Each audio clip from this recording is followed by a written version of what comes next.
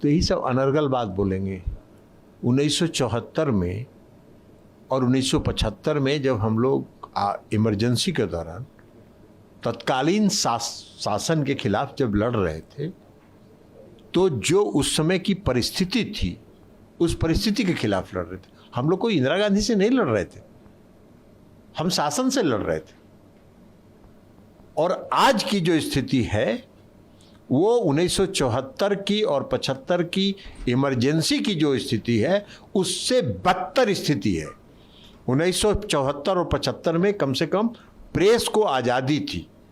आज की तारीख में प्रेस इनके नियंत्रण में है, सारे संवैधानिक संस्थाओं को इन्होंने नियंत्रित करके पॉकेट में रखा है, सारे मीडिया के जो प्रबंधन है, मैनेजमेंट है, उसको अपने कब्जे में रखा है। तो आज तो डेमोक्रेसी, टोटल डेमोक्रेसी खतरे में।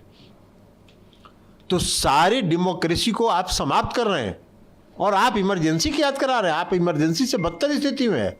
आज अगर कोई आपके खिलाफ एक शब्द बोलता है तो उसके यहाँ सीबीआई और ईडी का छापा पड़ने लगता है। इमरजेंसी के दौरान कभी इंदिरा गांधी ने सीबीआई और ईडी का और इनकम टैक्स का इस्तेमाल नहीं किया था। हम लोग भी जेल में थे। आप तो आज वो काम कर रहे हैं, लोगों को डरा रहे हैं, धमका रहे हैं, सारी संस्थाओं को नियंत्रित करके अपने पॉकेट में रखे हुए। आज तो बदतर स्थिति है। आज तो पूरा देश का जो लोकतंत्र है खतरे में है। आज देश की स्वतंत्रता खतरे में है।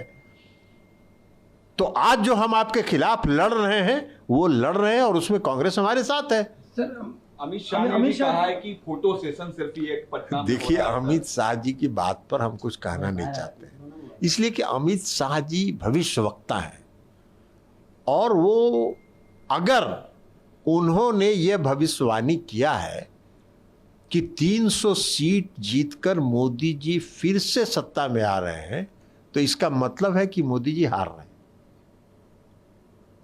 क्योंकि 2015 में विधानसभा में बिहार के विधानसभा का जब चुनाव हो रहा था तो 3 महीना अमित शाह जी यहां रहे थे और उन्होंने ये भविष्यवाणी किया था कि जिस दिन गिनती होगी उस दिन 10:30 बजे भारतीय जनता पार्टी की बिहार में सरकार बनेगी। 53 सीट मात्र जीते। पश्चिम बंगाल का जब चुनाव हो रहा था तो ममता दीदी के खिलाफ लड़ रहे थे और 2/3 बहुमत से बंगाल में सरकार बनाने का दावा कर रहे थे। और परिणाम यह हुआ कि ममता दीदी को उसके पहले वाले चुनाव में जितनी सीट आई थी उससे ज्यादा सीट आ गई। हिमाचल का जब चुनाव हो रहा था अमित शाह जी दावा कर रहे थे कि हम सरकार बनाएंगे, चुनाव हार गए। कर्नाटक का चुनाव हो रहा था, उन्होंने कहा 2/3 बहुमत से हम कर्नाटक में सरकार बना रहे हैं, चुनाव हार गए।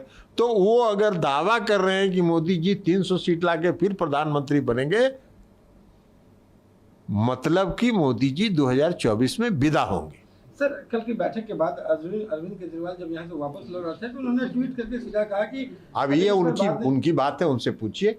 अपोजिशन की जितनी पार्टियां वहां थी उसने एक साथ लड़ने का संकल्प लिया और कल संवाददाता सम्मेलन में सभी पार्टी के माननीय नेताओं ने अपनी बात रख दी। लेकिन केजरीवाल कह रहे हैं कि इसमें आपका अपना एजेंडा होगा, आप जाके उनसे पूछिए।